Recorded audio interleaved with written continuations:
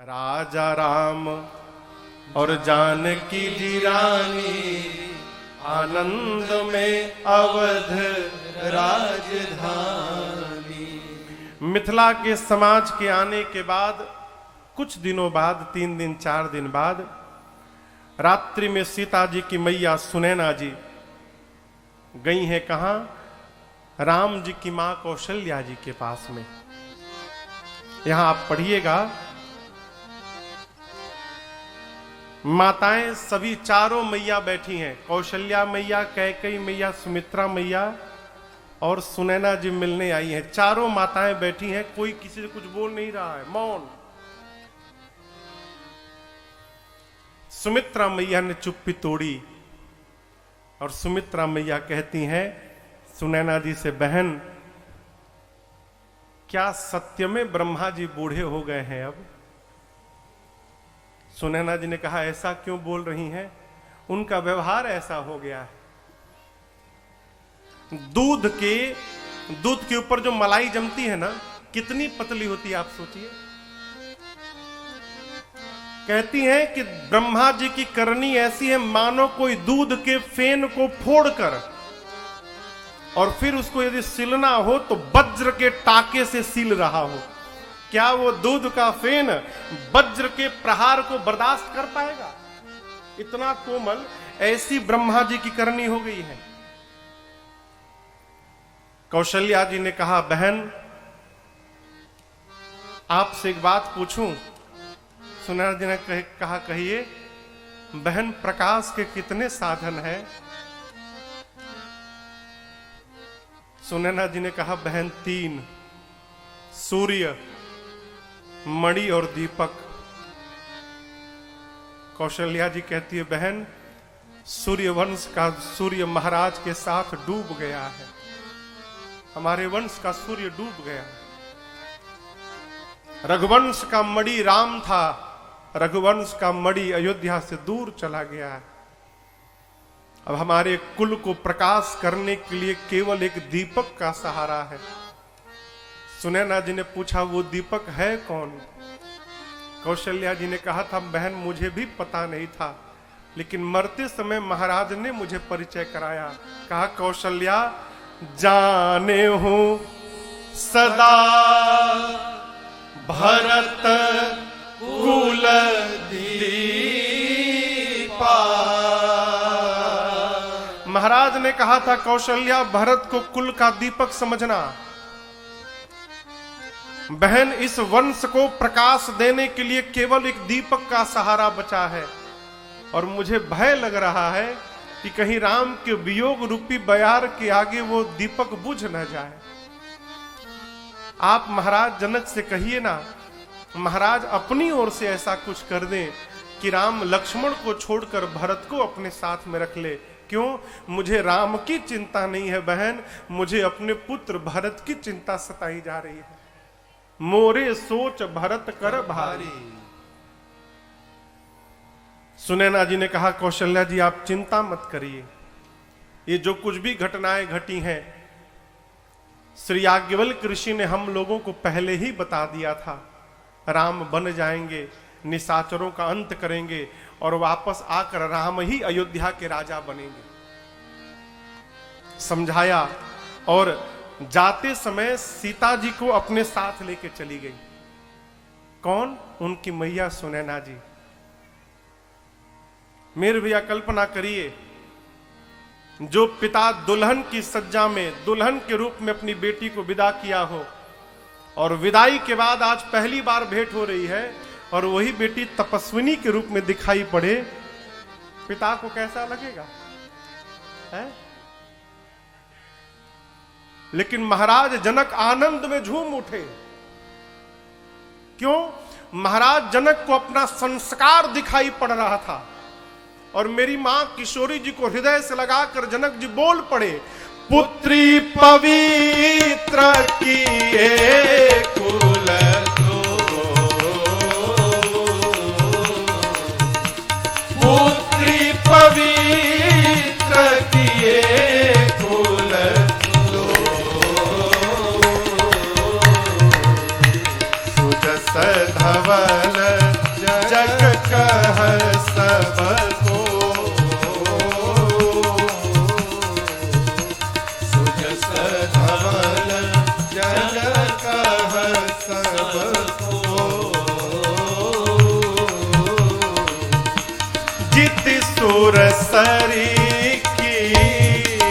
रति सरितोरी जिति सुर सरी की रति सरितोरी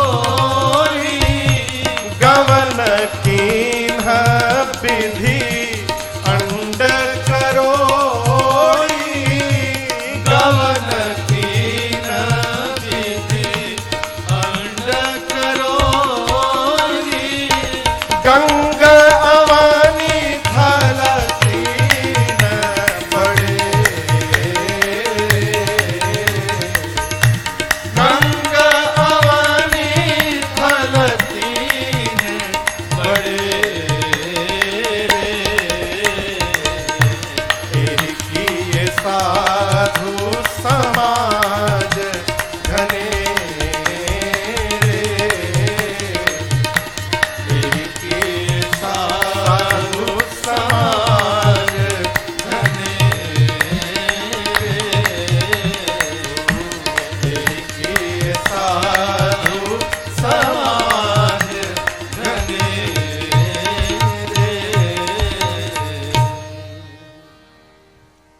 जनक जी ने हृदय से लगा लिया मां को, है, और क्या कहा?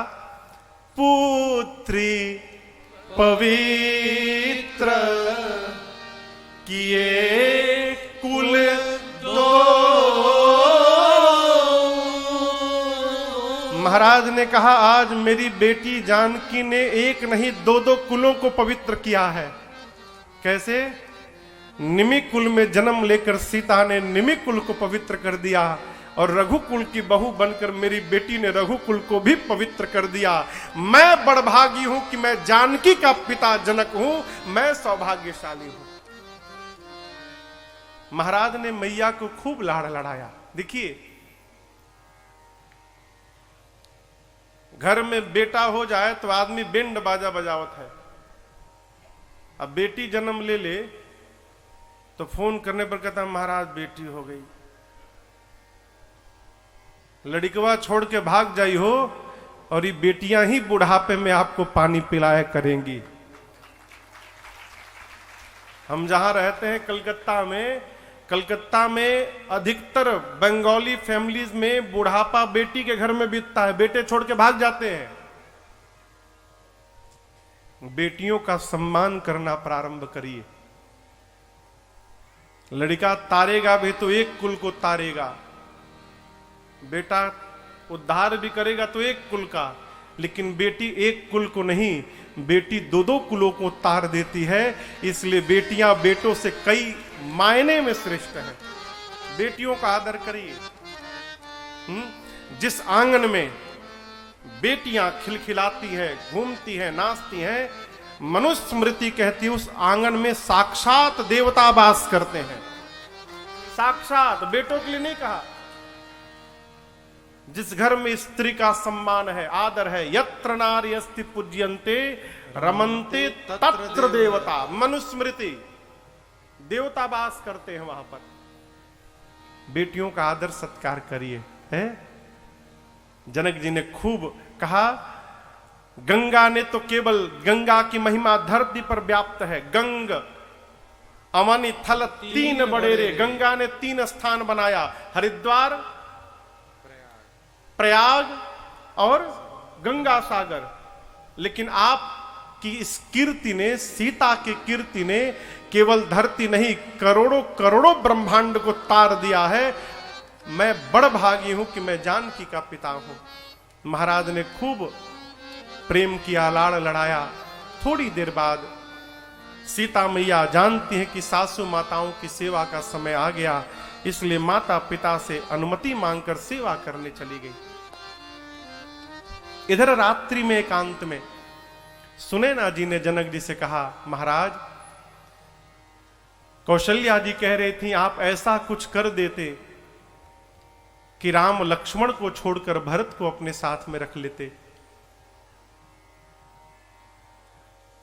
जनक जी ने कहा, सुनैना जी मैं जनक हूं, मेरे मन की गति ब्रह्म चर्चा में है, मेरे मन की गति राजनीति में है, मेरे मन की गति धर्म की चर्चा में है। जो जनक का मन धर्म को जानता है, नीति को जानता है, परम तत्व को जानता है, वही जनक का मन भरत जी को तो छोड़िए, भरत जी की महिमा की परछाई को भी स्पर्श नहीं कर सकता। सो मति मोर भरत महिमा ही, कहे का छल छुअत न छाही। इस पूरे ब्रह्मांड में भरत जी की महिमा को यदि कोई जानता है तो वो केवल और केवल रघुनाथ जी जानते हैं, लेकिन वो भी केवल जानते हैं। जब कहने की बात आएगी ना तो राम जी भी भरत जी की महिमा कहने में सक्षम नहीं है, इतनी अपार महिमा है। मैं तो एक बात कहूंगा, आप चिंता मत करिए, प्रातः काल भरत जी वही करेंगे जो उनके भैया राम कहेंगे। भरत जी अपने मन से कुछ नहीं करते। सवेरा भया, राम जी दौड़ कर गए गुरुदेव भगवान के पास। गुरु जी आप कुछ करिए, अब बर्दाश्त नहीं होता है, आप कोई निर्णय लीजिए गुरुदेव। गुरु जी ने कहा, राम आपके साथ हम लोग हैं तो सुखी हैं। जीवन का सुख और दुख की परिभाषा देखिए, भगवान का शरणागत होना ही जीवन का सुख है और भगवान से विमुख होना ही जीवन का दुख है। एक व्यक्ति अपने परछाई को हराने में लगा। भाई जी, छाया होती है ना, परछाई जानते हैं ना, कसम खाया कि आज इसको हरा के रहूंगा, लगा भागने, घंटों भागता रहा, कितना भी गति पकड़े उसकी परछाई उससे आगे ही रहती थी। हारते हारते थक गया तो गुरु जी के पास जाकर रोने लगा, गुरुदेव क्या मैं दुर्बल हो गया हूं, मेरे में बल नहीं है, घंटों भागा हूं अपने परछाई को परास्त करने के लिए, लेकिन कितना भी भागता था मेरी छाया मेरे से आगे ही रहती थी।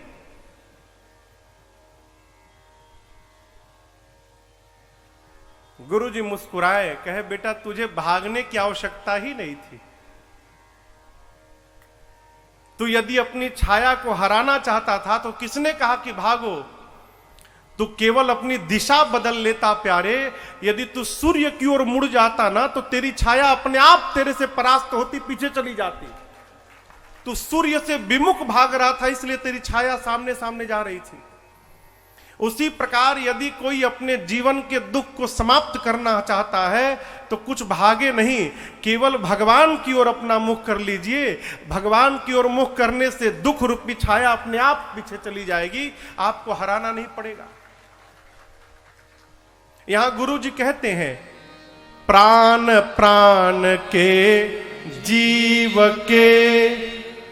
जीव सुख के सुख राम, तुम तजितात सुहात गृह, जिनहि तिनहि विधि बान। राम आप प्राण के भी प्राण है, जीव के भी जीव हैं, सुख के भी भीतर के सुख हैं। आपको छोड़कर अपना घर उसी को प्रिय लगेगा जिससे विधाता विमुख होकर बैठे हैं। आपके साथ है तो सुखी है, आपसे दूर जाने में ही दुख है। राम जी बोले, गुरुदेव मुझसे बर्दाश्त नहीं होता, आप कुछ करिए। गुरु जी बोले ठीक है। गुरुदेव पहुंचे जनक जी के पास और जाकर बोले, महाराज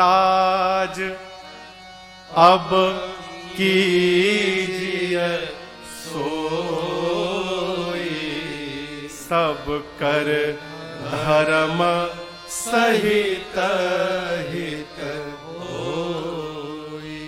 आप महाराज वही करिए जिससे सबका धर्म सम्मत हित हो। देखिए ये बड़ी अच्छी बात, पिता को अपने परिवारी जनों का हित करना चाहिए, बड़े को छोटे का हित करना चाहिए, लेकिन कैसा हित करना चाहिए? धर्म सम्मत हित करना चाहिए। सबकर धर्म सहित हित होई। अब धर्म सम्मत हित क्या होगा? राम जी वन में रहे, भरत जी वापस अयोध्या जाए, जनक जी बोलेंगे कैसे? तो जनक जी पहुंचे भरत जी के पास, जाकर कहे भरत जी, राम सत्य सत्य व्रत धर्म रत सब कर शील सने, संकट सहत सकोच बस कहिए जो आय सूर्य। भरत जी आप तो भैया को जानते हैं, उनके सत्य व्रत को जानते हैं। राम जी सकोच में आ गए हैं, आप ही कहिए ना भरत जी कि मैं राम जी से क्या कह दूं।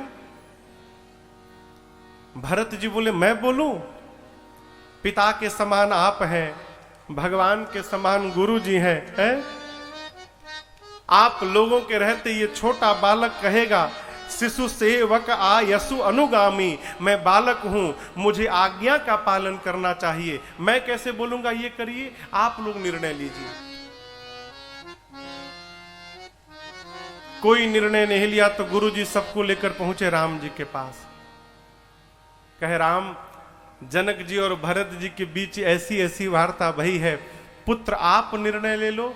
तो राम जी बोले गुरुजी, राउर राय रजायस होई, राउर शपथ सही सिर सोई। गुरुदेव आपकी सौगंध, आप और जनक जी जो आज्ञा दे देंगे राम उसी का जीवन में पालन करेगा। सब एक दूसरे पे टाल रहे हैं। राम जी कहते हैं गुरु जी निर्णय लीजिए, गुरु जी कहते हैं जनक जी आप निर्णय लीजिए, जनक जी कहते हैं भरत जी आप निर्णय लीजिए, भरत जी कहते हैं आप और गुरु जी निर्णय लीजिए, फिर गुरु जी बोलते हैं राम आप निर्णय लो, राम जी कहते हैं गुरु जी आपकी सौगंध आप निर्णय लीजिए। सब एक दूसरे के सिर पे टालने लगे। अब पूरी सभा मौन हो गई, कोई कुछ नहीं बोल रहा है। तब भरत जी खड़े भये, कहे प्रभु गुरु जी कह रहे थे कि आप भगवान हैं, पूरी सृष्टि आपकी आज्ञा का पालन करती है।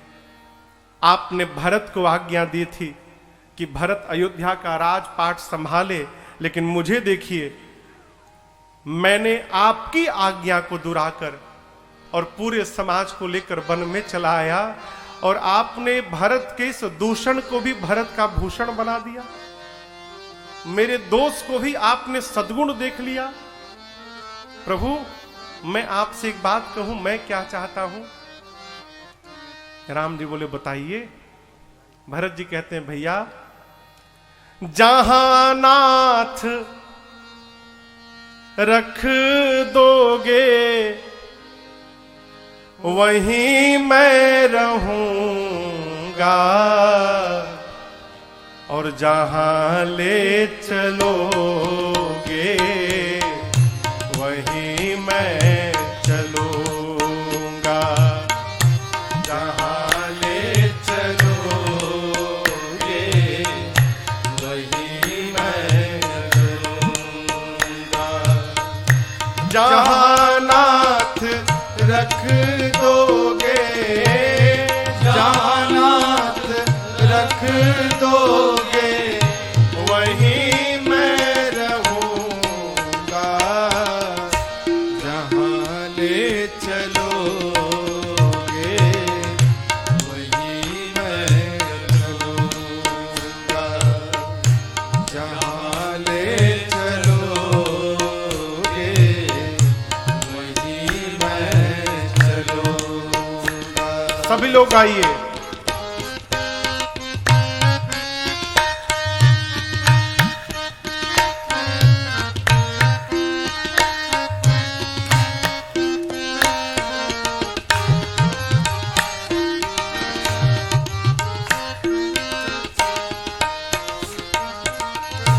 ये जीवन समर्पित शरण में तुम्हारे,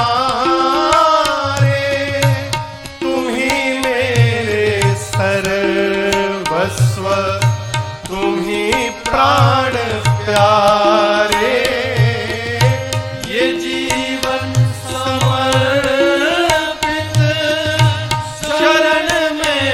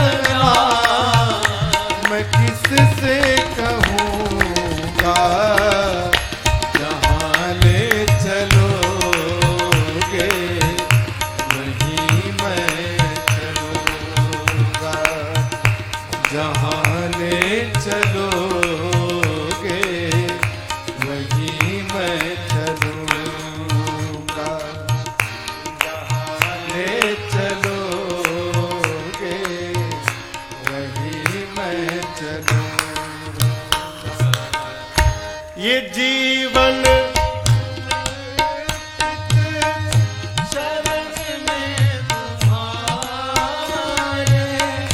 न कोई उलहना न कोई अर्जी कर लो करा आपको समर्पण तुम्हारी जो मर्जी ये जीव न कोई उलहना न कोई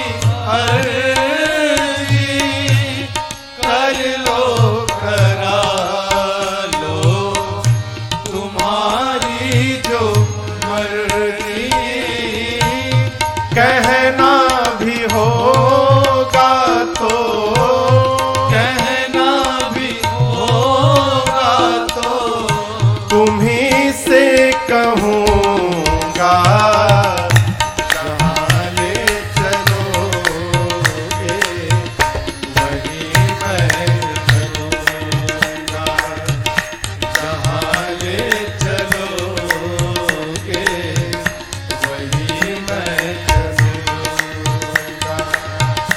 जहाँ नाथ रख दोगे जहाँ नाथ रख दोगे वहीं मैं रहूँगा जहाँ ले चलोगे वहीं मैं चलूँगा।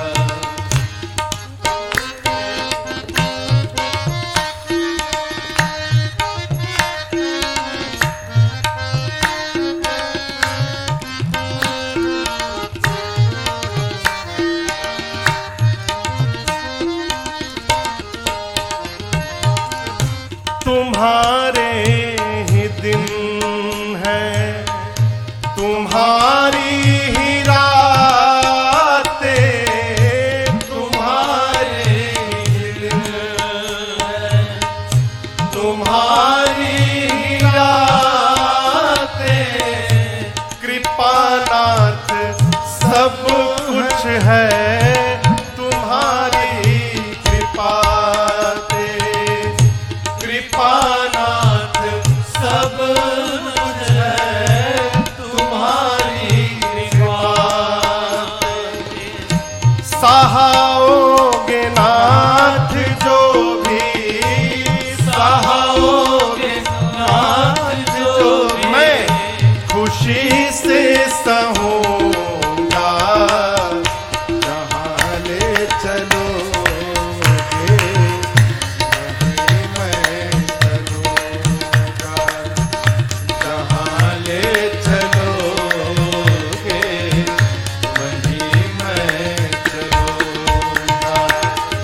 जहाँ नाथ रख दोगे जहाँ नाथ रख दोगे वहीं मैं रहूँगा जहाँ ले चलोगे वहीं मैं चलूँगा जहाँ ले चलोगे वहीं मैं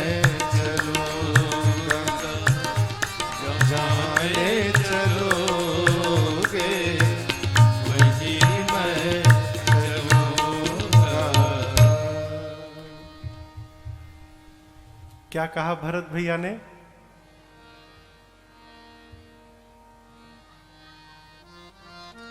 जहाँ नाथ रख दोगे आप जब तक लौट कर नहीं आएंगे वहीं मैं रहूंगा।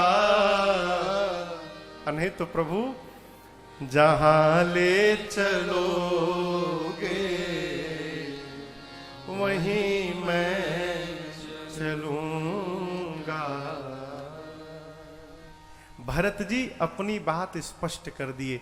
भरत जी कहे प्रभु हम आपकी सेवा करना चाहते हैं।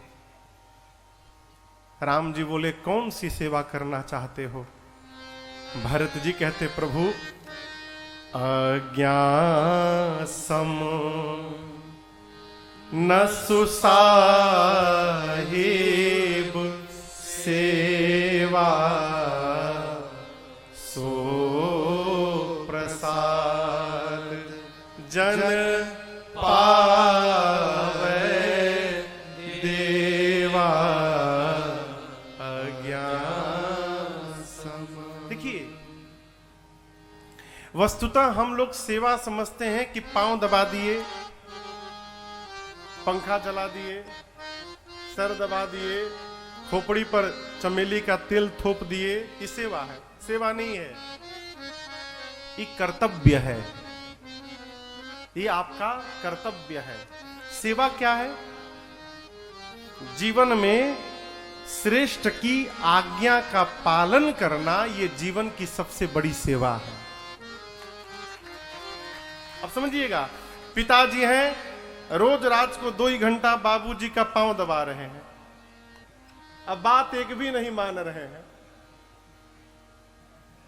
पिताजी का नित्य पांव सेवा चल रहा है और बात एक भी नहीं सुनी जा रही है। ये पांव दबाने से क्या होगा? हो श्रेष्ठ की सेवा है, श्रेष्ठ की आज्ञा का पालन करना। भरत जी कहते, प्रभु मैं आपकी सेवा करना चाहता हूं। कैसी सेवा? आज्ञा रूपी सेवा। आज्ञा सम नसु साहिब सेवा, और सो प्रसाद, मुझे वही प्रसाद चाहिए, जन पावे देवा। हे प्रभु, इस जन को वो प्रसाद दीजिए, यानी आप आज्ञा दीजिए कि भरत आप ये करो, मैं वो करना चाहता हूं। राम जी ने भरत जी को बगल में बिठाया। राम जी कहते, भाई जाना हूं तात तरनी कुल रीति। तरनी कुल यानी सूर्य कुल, रघुकुल। रघुकुल की रीत आप भरत जी जानते हैं। रघुकुल की रीत क्या है?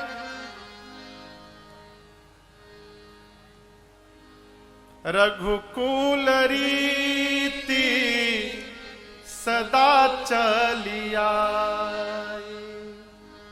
प्राण जाई बरु बचन जा।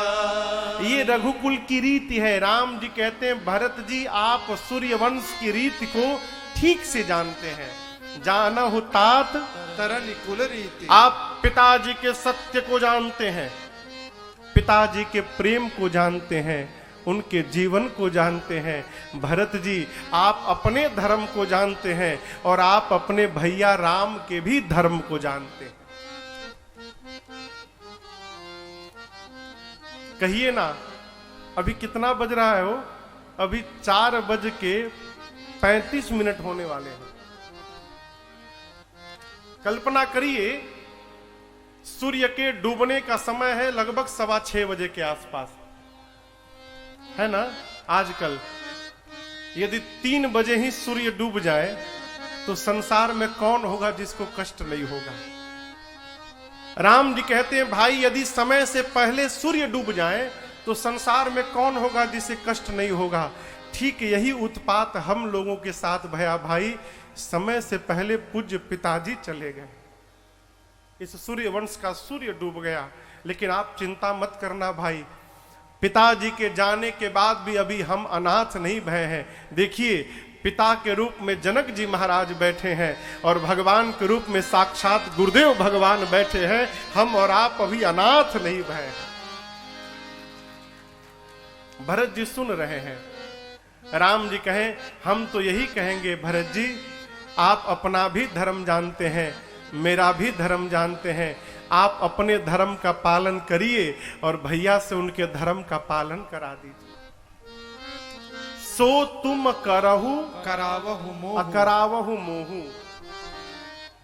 भरत जी बोले, भैया तीर्थराज प्रयाग में धर्म मिल रहा था और मैं वहां धर्म छोड़कर चला आया। मैं केवल एक ही धर्म जानता हूं, भरत को जीवन पर्यंत अपने भैया की आज्ञा का पालन करते रहना है। इसके अलावा मैं दूसरा कोई धर्म नहीं जानता।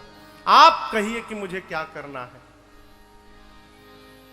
राम जी समझ गए कि अब मुझे ही बताना पड़ेगा।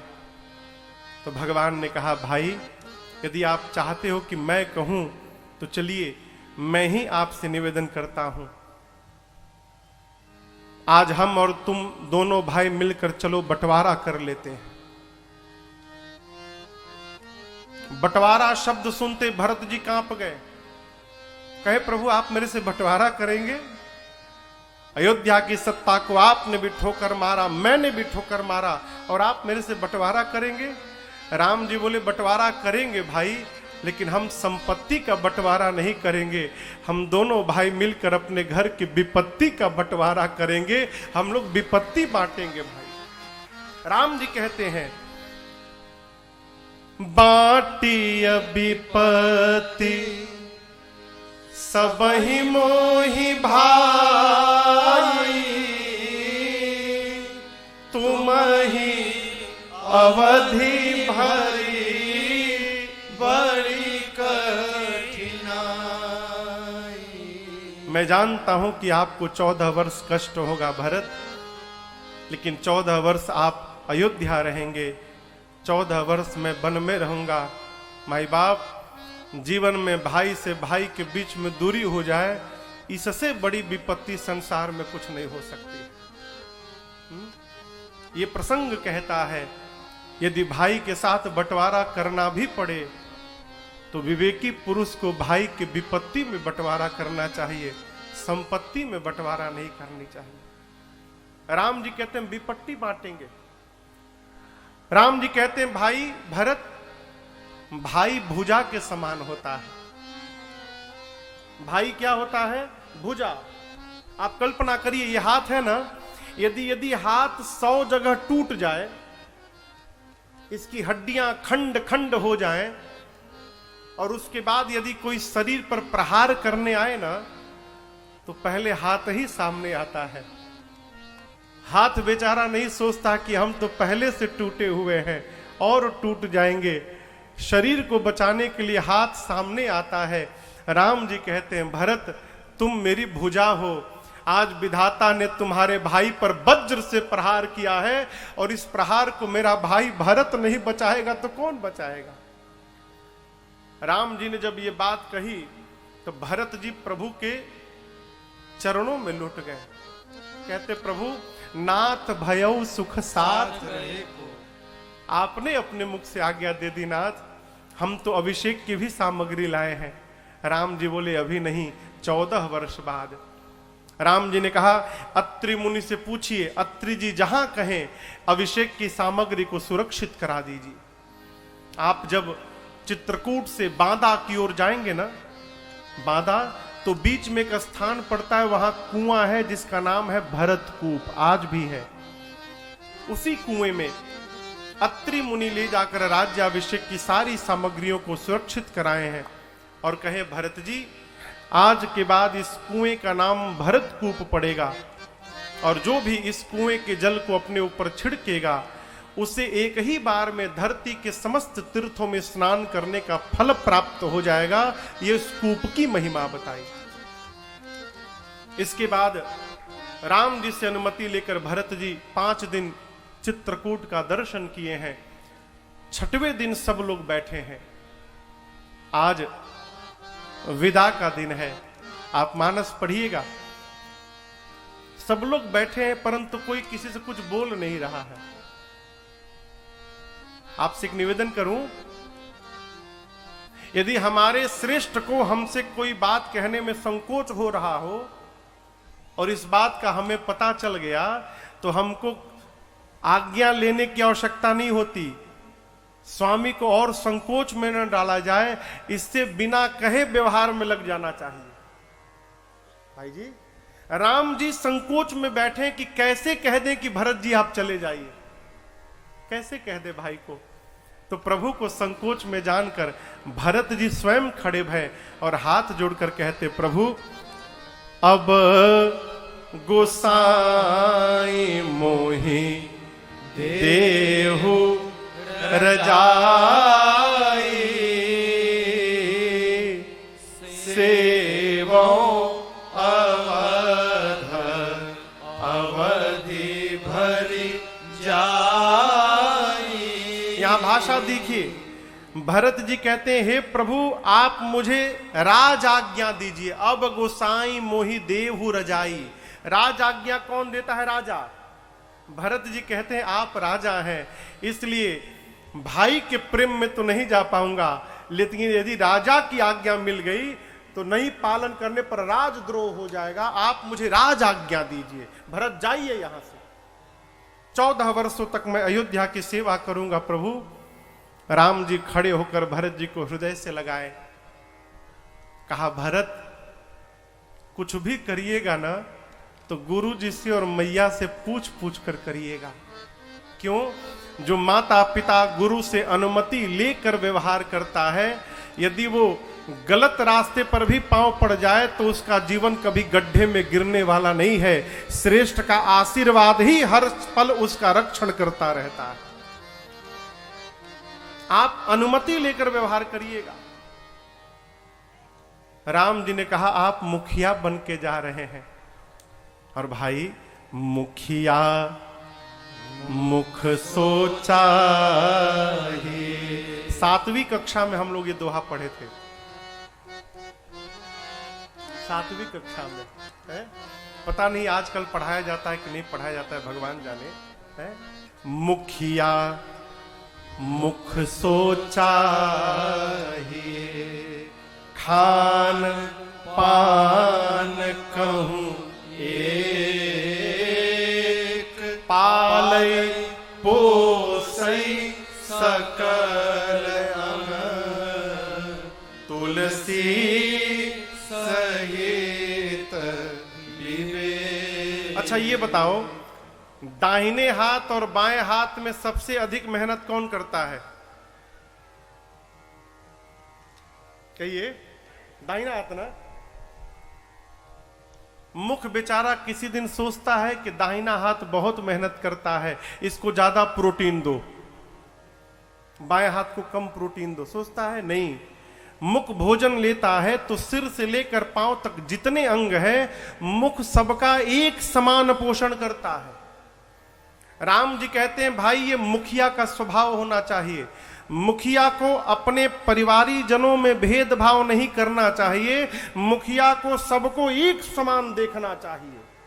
आप मुखिया बन के जा रहे हैं, इसलिए समभाव से ख्याल रखिएगा। भगवान ने कुछ नीतिगत बातें बताई। भरत जी सुन रहे हैं, लेकिन भरत जी के मन को संतोष नहीं मिल रहा है। क्यों? भरत जी अपने साथ कुछ चिन्ह चाहते हैं। यहां पर राम जी अयोध्या से पादुका पहन के नहीं गए हैं, नंगे पांव गए हैं। यहां भरत भैया को देने के लिए भगवान ने अपने आप को ही पादुका के रूप में परिवर्तित किया है, और यहां भगवान का एक नवीन अवतार भया, पादुका अवतार। पादुका को प्रभु ने भरत जी को दिया। बाबा कहते हैं, एज प्रभु करी कृपा पावरी देने, प्रभु करी कृपा पावरी देने, सादर भरत शीस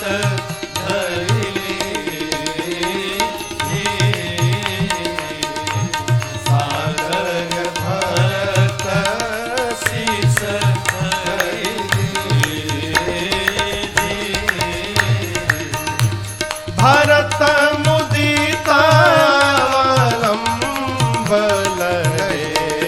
लेते,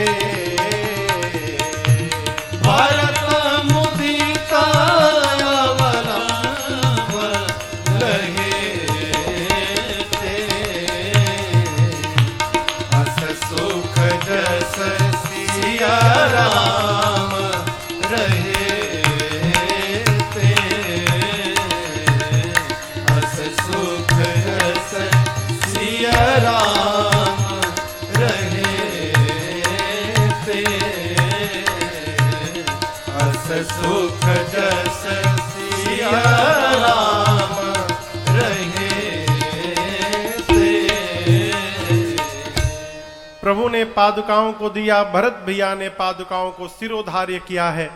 भरत जी को ऐसा लगा मानो पादुकाओं के स्वरूप में स्वयं श्री सीताराम जी ही उनके साथ वापस अयोध्या जा रहे हो।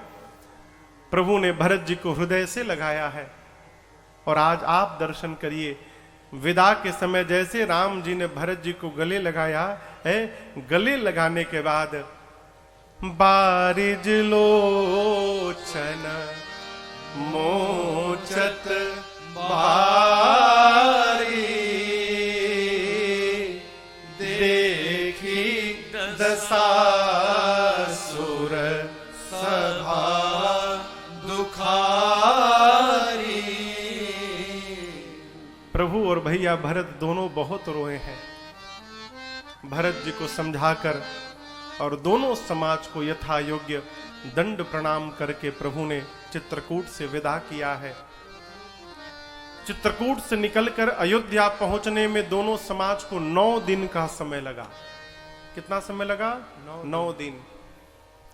अयोध्या दोनों समाज पहुंचा। भरत भैया जाते जाते प्रभु के चरण पादुकाओं को राज सिंहासन पर पधरा दिए। क्यों? राजा राम, गुरु जी ने बताया था। जनक जी महाराज 5 दिन अयोध्या में रुके हैं, राजपाट की व्यवस्था को संभलवाए हैं और उसके पश्चात गुरुदेव भगवान से एवं माताओं से अनुमति मांगकर अपने समाज के साथ जनक जी मिथिला की ओर प्रस्थान किए हैं। यहाँ माताओं की सेवा में भरत भैया ने शत्रुघ्न भैया को नियुक्त किया है। नित्य भरत जी प्रभु की पादुकाओं की पूजा करते हैं। बाबा कहते हैं नित पूजत प्रभु पावरे प्रीति न हृदय समाति मांगी मांगी आयसु करत राज काज बहुभान। भरत जी नित्य पादुकाओं की पूजा करते हैं और पादुकाओं से अनुमति मांग मांग कर व्यवहार करते हैं। देखिए मेरी प्रार्थना है, एक पिताजी घर में है तो हम टीवी नहीं देखेंगे। पिताजी बाहर गए और टीवी चालू हो गई, ये कोई संस्कार नहीं है। श्रेष्ठ संस्कार माई बाप जो अपने श्रेष्ठ की अनुपस्थिति को भी उपस्थिति मानकर संस्कार में बना रहता है, वो सर्वश्रेष्ठ जीवन कहलाता है। अनुपस्थिति को भी उपस्थिति मान लिया जाए, भाई जी नहीं है। अरे भरत जी रथ पे चले जाते तो क्या बिगड़ जाता हो? राम जी देखने थोड़ी गए हैं, लेकिन भरत जी राम जी की अनुपस्थिति को भी उपस्थिति मान के रहते हैं, इसलिए जीवन सदा रहता है। यहां भरत जी उन पादुकाओं से पूछ पूछ कर व्यवहार करते हैं, आज्ञा मांग कर व्यवहार करते हैं। भरत जी सोचे भैया वन में हैं, मैं सेवक हूं, जो सुख स्वामी न ले सेवक को सुख से अपने आप को बचाना चाहिए। भैया वन में रहेंगे और मैं महल में रहूंगा। गुरु जी से पूछा गुरुदेव आज्ञा हो तो मैं नंदी ग्राम में जाके रहूं। गुरु जी ने आज्ञा दी। भरत जी अयोध्या का महल छोड़ के नंदी ग्राम चले गए। फिर सोचने लगे भैया तो धरती पर सोते होंगे, मैं सेवक हूं, सेवक को स्वामी से नीचे सोना चाहिए। अस्तु भरत जी धरा में गड्ढा खोद के और उस गड्ढे में सोने लगे। प्रभु से नीचे सोना है। अयोध्यावासी भरत जी के इस दिनचर्या को देखते हैं और बार बार कहते हैं सब विधि भरत सराहन जो। भरत जी सब प्रकार से प्रशंसा के पात्र हैं। यहां पर पूज्यपाद गोस्वामी तुलसीदास जी अयोध्या कांड की कथा पूर्ण करते हुए कहते हैं क्या?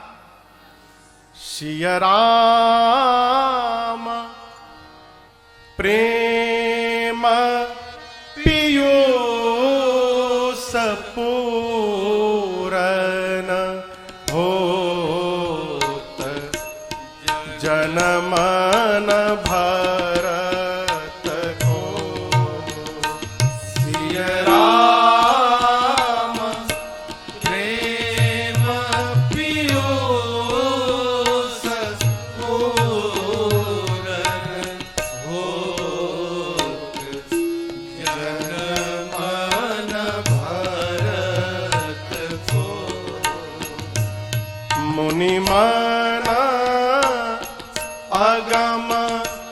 जमनीयाम श्रम तम वेशम व्रत आचरत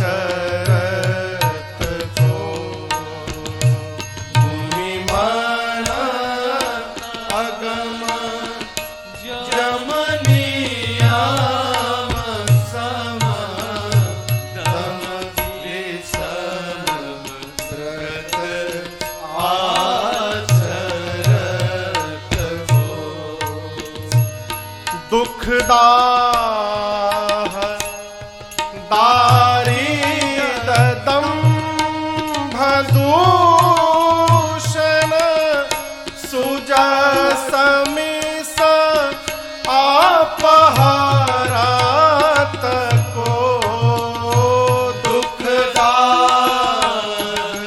दारिद्रं भदूषण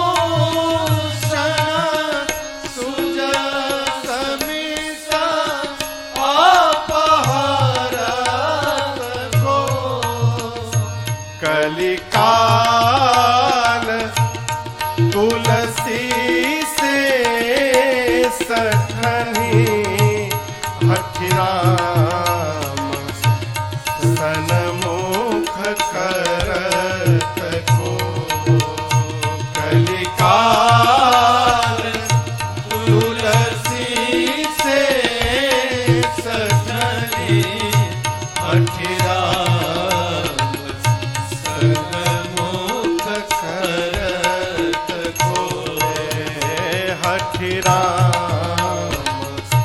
सनमुख करत को हठिराम सनमुख करत को।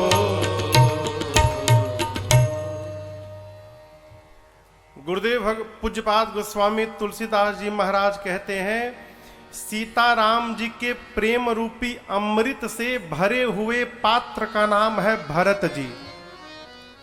भरत जी एक पात्र है, बर्तन, और उसमें क्या भरा है? सीताराम जी का प्रेम रूपी अमृत भरा हुआ है।